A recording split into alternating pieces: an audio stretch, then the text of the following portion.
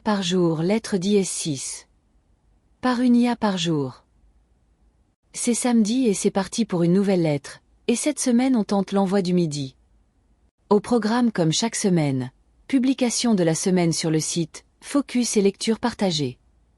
Les publications de la semaine. Les outils testés cette semaine orientés images, veille et applications. Matrix Game pour animer des images fixes en vidéo de 8 secondes à partir d'une instruction. https://www.unopagear/matrix-game.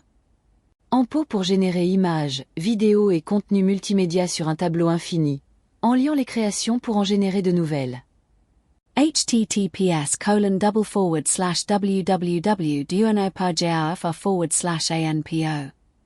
Follow pour agréger et organiser des flux RSS et réseaux sociaux, avec résumé, traduction et catégorisation. https://www.unopagear/follow. Solid pour générer des applications web à partir d'une instruction. https://www.unopagear/solid.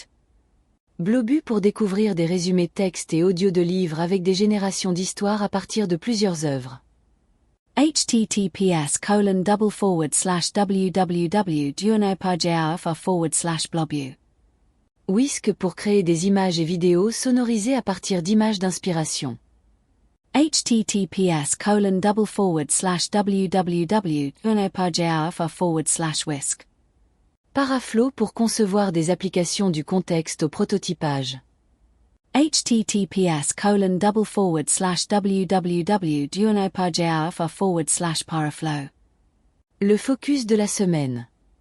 Cette semaine, Follow, qui pourrait bien intégrer la liste de mes assistants réguliers. Comme beaucoup, je cherche depuis des années l'agrégateur de contenu idéal, celui qui permet d'aller à l'essentiel, multiplateforme, sans distraction, tout en permettant facilement de nouvelles découvertes. Spoiler, je ne l'ai bien sûr pas trouvé, émoticône sourire. Après plusieurs jours d'utilisation et d'ajout progressif de sources, peut-être que Follow sera celui-là pour moi par sa présentation, ses résumés, sa facilité de partage et parce qu'il est qui plus est gratuit et open source. Lu cette semaine. Deep Research, BDM a comparé ChatGPT, Gemini, Claude, Perplexity, Copilot, DeepSeek et le chat, une comparaison réalisée par le blog du modérateur à partir de 3 instructions. Vincent Pinte de Regnocourt analyse l'article Arxiv Why langage modèle hallucinate et une explication pourrait bien être du côté de la difficulté d'affirmer je ne sais pas. Un post d'Aurélie Raoul qui analyse une infographie de Bloomberg sur les accords économiques circulaires entre infrastructures et services d'IA, repris également dans cet article de développé.com. Reality Check mis en avant dans ce post de Sylvain Tillon qui propose chaque semaine de repérer parmi des paires d'images celle qui est générée par une IA générative. C'est fini pour aujourd'hui. Mais ne partez pas sans cliquer sur le sondage et sans partager vos avis ou améliorations possibles.